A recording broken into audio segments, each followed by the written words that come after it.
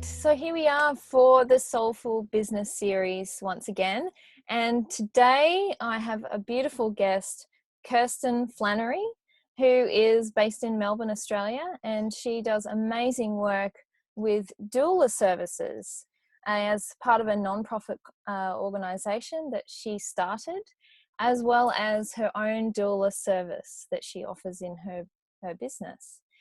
And Kirstan is, I've known Kirstan for quite a few years, and she is one of those special people that really touches you in a way that you don't find very often. She has incredible integrity in her work and personally, and she's just an all-round beautiful person. And today I have so much joy in my heart to have you with us, Kirstan. Thank you for being here. Thank you so much, Nat. It's a joy to be here with you as well. And as always, it's amazing receiving an introduction like that and getting an opportunity to reflect on how you're viewed by other people as well. So thank you for taking all of that and going, oh, wow, okay, this is great how I'm being described. Yeah. And I hope it really lights you up, because that is the impact you have on me. And I have no doubt that other people feel it too. So I'm so excited to explore your soul's work with you today. So to begin, first of all, tell us a little bit about what doula work is and how it changes the lives of people.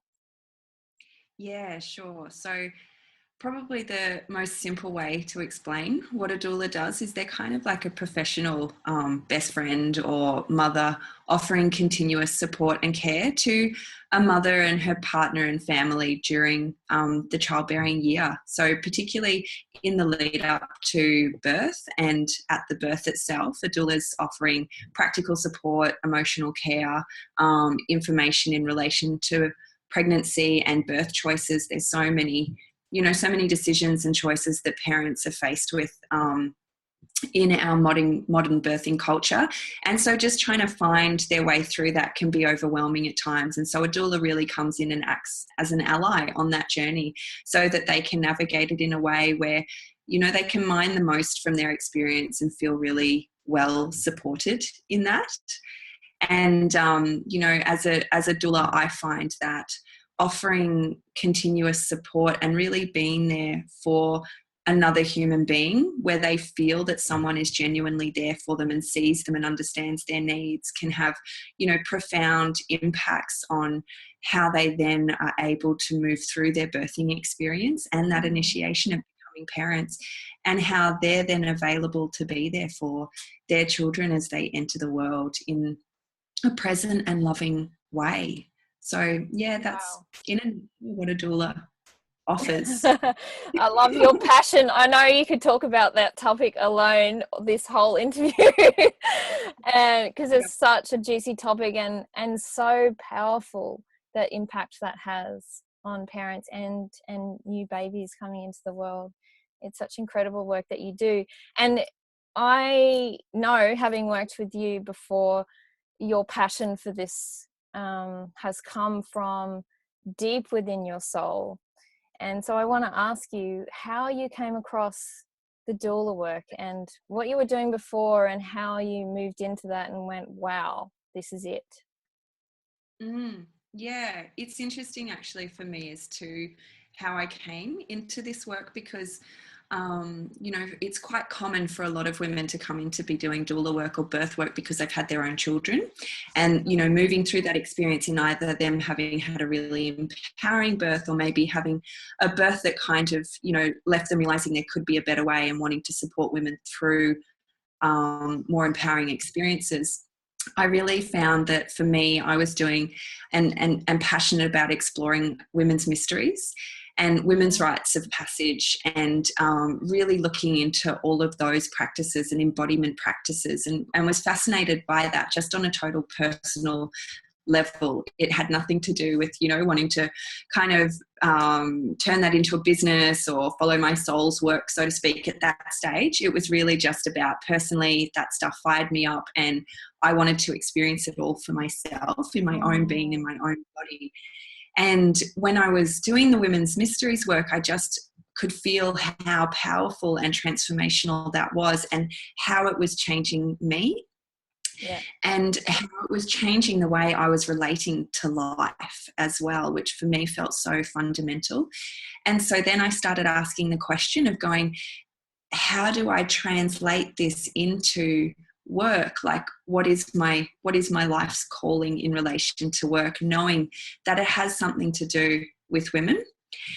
And, you know, I didn't feel called to really offer women's mysteries work directly, as some amazing facilitators do, but just left that question open and hanging in the ethers for a while, and then found that the answer came back as I discovered a woman who was a doula, and I'd never heard of it before. And so I just jumped online and Googled it, as you do most things these days. Yeah. And then discovered what it was, and just everything in me lighted up and went, my God, not only does this bring all that I'm passionate about into a role that, you know, I feel really well matched for, but all the skills and training that I've had thus far can actually be channeled into this role as well.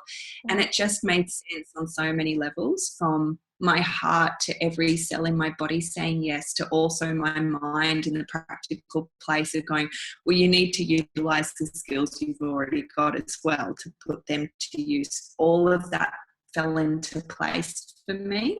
Yeah. Yeah. So I just knew it was a yes, and then explored that. Are you there, Nat? Yep. Oops, just lost you for a second there. Yeah. Keep on going. Yeah, so then, you know, as I find these ways work when you're, you know, following your truth or your alignment with spirit, whatever that is for each person, everything started falling into place in regards to going down the path of being a doula, from, you know, a place opening up in a training that was fully booked 2 weeks before it was to commence, so that I could start that straight away. And, you know, then to more recently with the work that I'm doing now with an organisation that I'm helping run and develop, Birth for Humankind, you know, having that fall into place as well, of, you know, doing work with you, Nat, of going, what is my soul blueprint, and doing some inner exploration to get clear on what that is. And then, you know, amongst all the insights and awareness that was clarified during that, getting to the core of going, wow, what really feeds my soul is volunteer work in relation to doula support. Yeah. And really wanting that to be, undertake that through a formal organisation, but realising none exists. And then moving to Melbourne and stumbling across an amazing woman that's now my very loved and cherished colleague and work companion, and building Birth for Humankind alongside a really amazing team. And again, just being astounded at how that fell into place when, you know, when I got clear within myself that it wasn't actually about having to go and find anything, but it was really just about dropping into myself and getting clear as to what felt like true to me, and what felt like my calling, and what nourished me, what gave meaning to me. Yeah. And then finding the outside falling into place to support. Yeah. Yeah. Wow. Yeah. Quite a journey. There's a couple of Yeah. gems in what you've just said that I really want to highlight. Is like, one of the ones is that you didn't actually go searching outside of yourself ultimately to find this direction. It was already inside of you. And the moment that you really tapped into that and you felt it in your body, you know, you felt your soul in your body, all doors started to open, didn't they? All those synchronicities started to happen, and you met the right people, and you happened to move to the right place, and it all just snowballed from there. And it became quite effortless in that sense, didn't it? It just fell into place for you. Yeah, it really did. And it's, you know, it's amazing how when everything does fall into place, how effortless it can be. And, you know, the organisation itself, we've just kind of, as a collective team, managed to fall into a sync where we've gone through another major growth spurt. And it's fantastic how, you know, people come in contact with us or phone calls are made and yeses are had in really simple, effortless ways of growing the organisation in directions that are really inspiring for us. And, you know, that said, at the same time, it's not always effortless. And I think, you know, past I used to feel like maybe that's the sign that I've gone out of alignment or something like that. But I've really come to realize that part of doing my soul's work is actually about what also brings me the deepest growth and the deepest development within myself as a human being. So there's stages where it's not that I've gone out of alignment by any means, but it means that I'm going through a growth period, and there may be some pains associated with that as well. Yeah. And that it's not an indication that anything's gone wrong. You know, if the client's lull, for example, it's not an indication that anything's gone wrong. It's just an opportunity for me to grow some more within myself, to then bring that inspiration into my business and bring that inspiration into my life. So I think that's an important, you know, reminder for me, is that it's not always effortless, but it's not a sign that something's gone wrong and that I need to somehow. That's a brilliant point too, because often I think there's a misconception that, you know, your soul's work or your calling or your gifts are just sort of delivered to you on a platter, and here you go, you know, this is what you're good at, it's easy from now on. But as we know, every gift has a challenge, and that's what makes them gifts and allows us to grow into those gifts and really shine as we start to offer them more and more in our lives. And we have to be challenged in order to continue to develop those gifts. So that's awesome that you really recognize that in your work now, because I think it can be disconcerting when there's an apparent roadblock or a major challenge in the way, and we go, oh no, is that a sign this isn't working, or this isn't what I'm meant to do? So actually that brings me to another point that we touched on before when we were having a chat before this interview, is you were saying how, you know, your life right now, whether you feel like you're living your calling or not, has already got all the nuts and bolts sort of in place. You know, there's already signs that you're on the right track. It's just about how you perceive them. So do you want to tell us a little bit more about that and how it all sort of, how you got that? Yeah, definitely. And I think too, it also weaves into what you were saying just then about challenges too. Yeah. And how we meet the challenges, and that they're not necessarily a sign that something's gone bad or something's gone wrong. And I see this all the time with childbirth itself, you know, where childbirth in itself is really hard work and it's painful, but every woman can do it in her own way as that's meant to unfold for her and her family. And it is challenging. It's challenging to climb a mountain. It's challenging to run a marathon. It's challenging to open your body and push and birth life into the world. But it doesn't mean that something's gone bad or wrong. And I see this all the time with women in childbirth as a doula. You know, a woman can meet those challenges and go where she needs to, but she also needs those signposts around her to know that those challenges are a normal part of the journey and that everything's still safe and okay. Yes. And so as a doula, that's part of what I'm offering. I'm one of those signposts, so to speak, where her or her partner can look at me, or they can look at their primary care provider and not even necessarily speak it, but just communicate with their eyes. Is this normal? Is this okay? This challenge that I'm going through right now, am I going to come out the other end, and is it all right? And you just offer back that reassurance that it is, that they're doing wonderfully and that they can do it. And, you know, I think those signposts are what allow us to move through the challenge with a sense of confidence, but also a sense of openness and meeting that and leaning into it. So I think for me, some of those signposts that I find when I'm going through the challenges, and I might even be going through the lulls, is I check in with myself and I go, do I feel connected with myself? That's first and foremost. And if I don't feel connected with myself, then that's a sign for me that I need to get back in touch with myself. So I need to go through a process of what within the challenge is really hard for me to meet, that I don't want to meet, that has caused me to disconnect. Yep. And so I unpack that within myself. If I check in and I find I'm already connected with myself, then that's fantastic. And I just keep moving through that challenge with the sense of trust that, you know, this is an opportunity for growth and I can meet this. I feel connected with myself. I feel grounded to the earth. I feel grounded in myself. And then another way of feeling connected is to kind of check, like put feelers out there and feel if I'm still connecting with those around me, with, you know, loved ones, or with my community, as in my work community, for example, with my team members, if I feel connected with them, or if I'm starting to go out of connection there.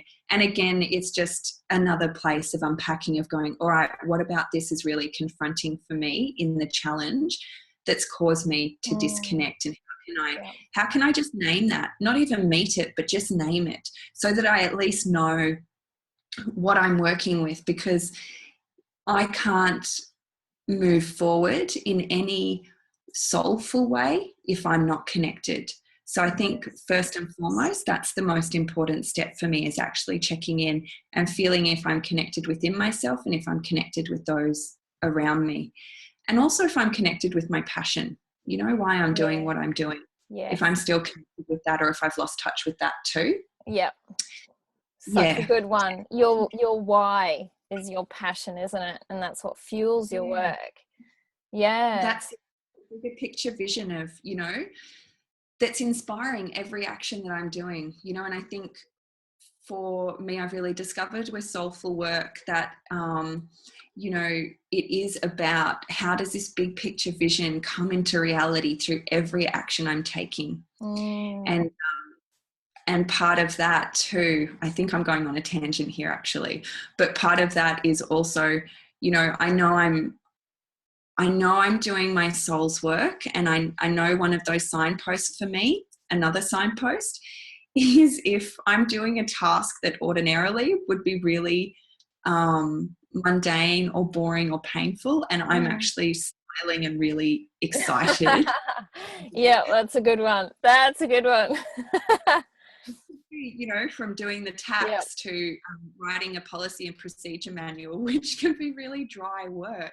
Yes. But I know that every action I'm doing to make the organisation strong and to flourish is meaning that it can touch more women, it can touch more families, it can have an impact on our community at large. So I know that bigger vision of having, you know, strong, healthy families, emotionally, spiritually, physically, translates all the way back into those small steps of writing a really kick-ass procedure manual. You know? Yeah. I love it.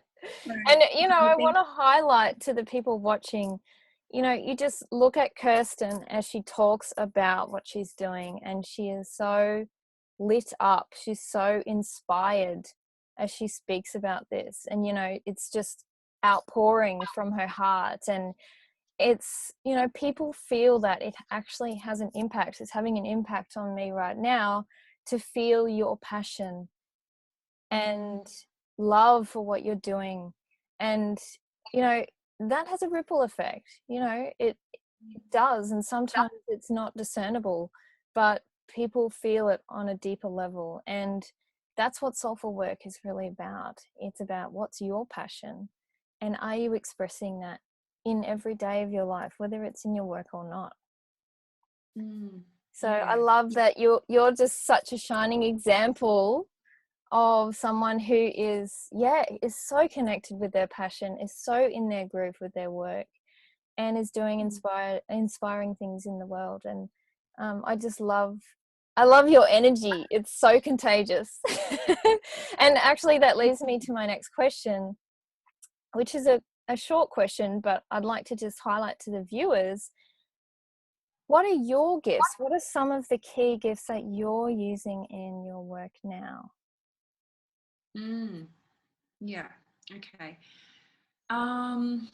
So I feel like one of my gifts that I bring is storytelling. And so when I work with couples, I love bringing story into my work with them. And it may not be literally telling a story, but it may be connecting into the profound initiation and rite of passage they're about to go through, and giving that voice and speaking of that place, and then finding a way through story to open a doorway for them to have an invitation to come into that aspect of birth as initiation, aspect of birth as self-discovery, aspect of parenting as a rite of passage. So storytelling, I think, is one of the gifts that I do bring to the work that I do. Yeah. Another gift that I bring is I have a really compassionate, caring, and accepting nature. And so that means that with the couples that I work with, or the mums that I work with, I'm really able to create a beautiful place of safety and place of acceptance and place of permission for them to meet their experience or their beliefs or their fears exactly as they are, without the concern of being judged for that or being swayed in a different direction, so that they actually have space and room to really look at, through a reflective conversation, what's actually going on for them and what's really in the space internally, particularly, in a way that they feel comfortable to do. So, you know, I really feel that those qualities of that listening ear and that compassion and that holding of another human being are gifts that I bring to this work, which is part of the reason why I do this work as well, because it just matches with what my gifts are, I have to offer. Yes. And absolutely. and so yeah, it makes sense to be offering those gifts in that capacity, and, you know, particularly that place of my ability to support another human being and my ability to hold space for another human being. When it comes to birth, I'm discovering that by offering that to expectant parents means that their cup is full of feeling held, and they're able to be more present and hold a space for their child as their child comes into the world, because they're not busy trying to hold that space for themselves and then also trying to hold that space for their child, which is really not possible for us to do if we don't feel held. We can't hold another. So I feel enriched knowing that my gift is passing on to a child entering the world in a way where they feel held by their parent. And that deeply feeds me. And I think that's a part of knowing that we are offering our gifts too, because it's this, a reciprocity starts to happen when we're offering our gifts, where we have that come back to us in a way that really enriches us and really feeds us too, and gives meaning to us. The work that we do gives meaning to us. So I'd say probably my core gifts that I feel that I'm offering, which is why I do that work. But then also I have this other aspect of me that is very, you know, has these management skills and these business skills. And, you know, in some ways it feels like a complete polar opposite, but in another way is actually a really beautiful synergy of bringing all the qualities together to create a whole in terms of my gifts for me. And so channel that in helping run this organization and, you know, helping build this organization so that it can go out into the world in a really strong and supported way itself, so our volunteers can offer, you know, amazing support and care to the women that we work with. So there's also those gifts that I think for a while I really struggled with, of going one or the other. Am I, you know, am I caring and sensitive in holding this, you know, supportive, nourishing space? Or am I this businesswoman that, you know, can run an organization and act as a manager? And so there was a journey of finding how those two really went together side by side, and how they actually how they complemented each other as team members rather than me having to choose one or the other. And, you know, you were really pivotal, I think, Nat, in helping me integrate those aspects of myself, of realizing that, you know, in my soul's work, these are all part of who I am. It's all part of, you know, what I bring to the world. And so then knowing from that soulful place made it even easier to make the integration, because I was no longer rejecting aspects of myself or gifts that I had to bring, and I was not warring between one or the other anymore. So such a great point, because, you know, that's the thing about our soul's work. It does include all of us. There's no part of us that gets left out. And, you know, it radiates from our hearts and includes all of the skills that we've learnt in our lifetime already, and brings it all, ties it all together into a viable business.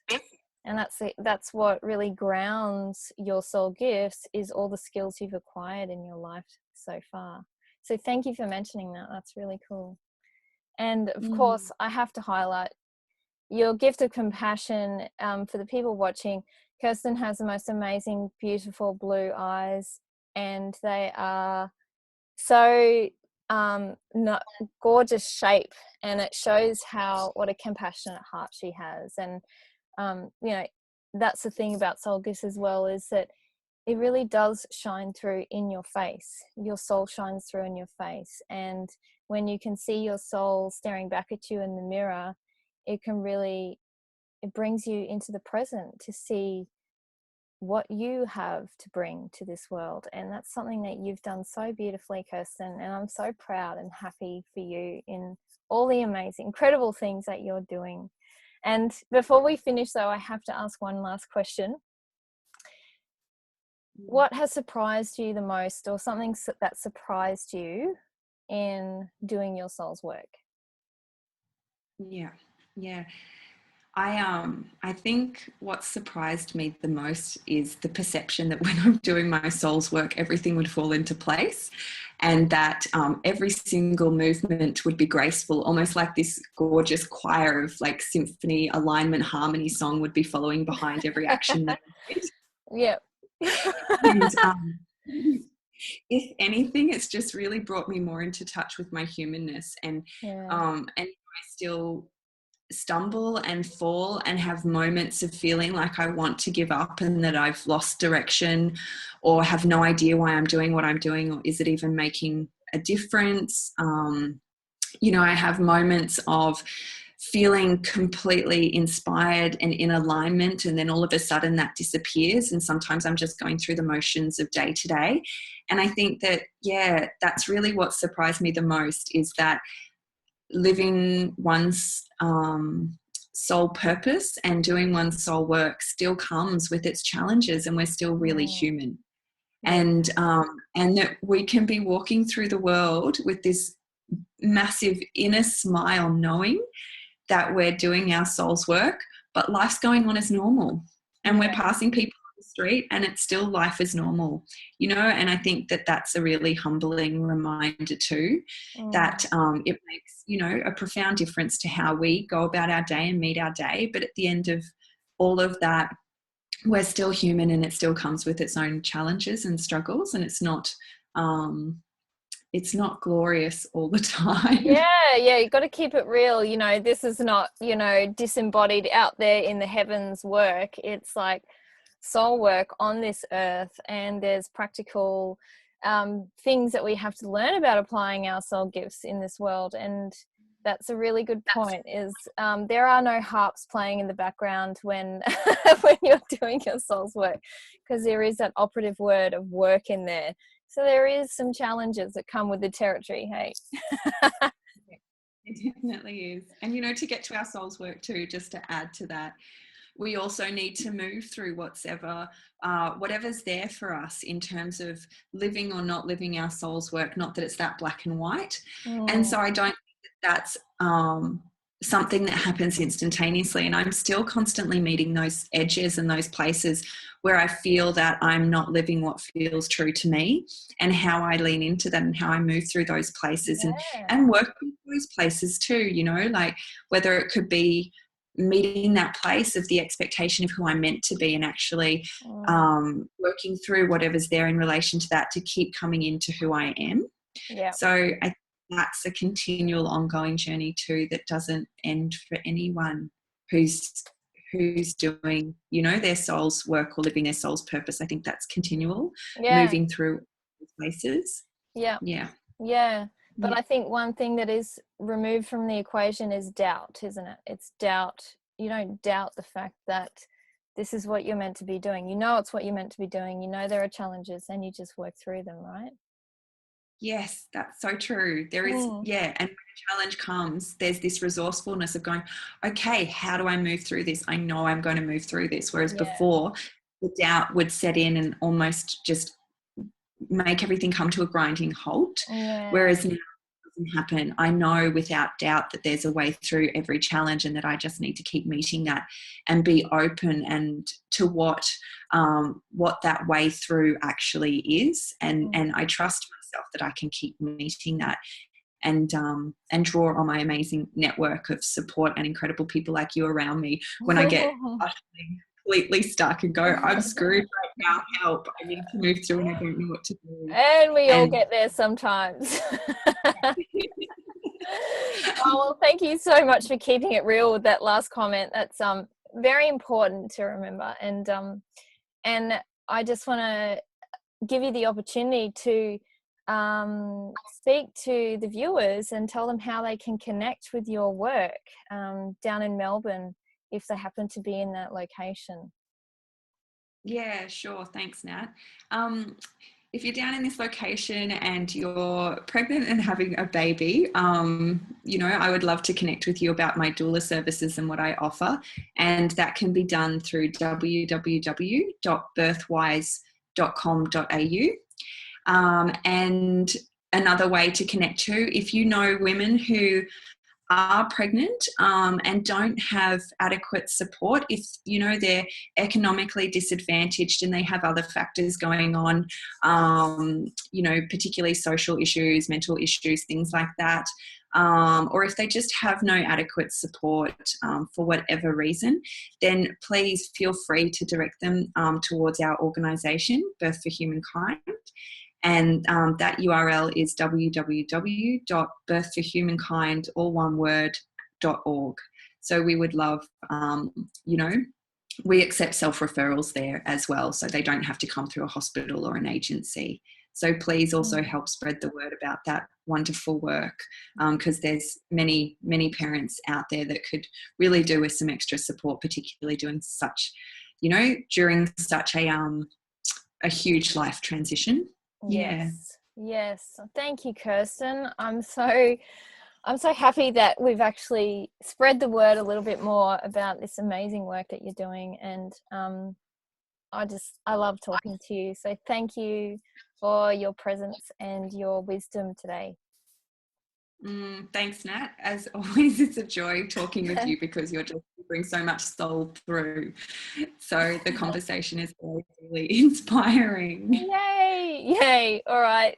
Thank you so much for listening, everyone, and we'll see you next time. Thanks, Kirstan. Right. Thanks. See you. Bye.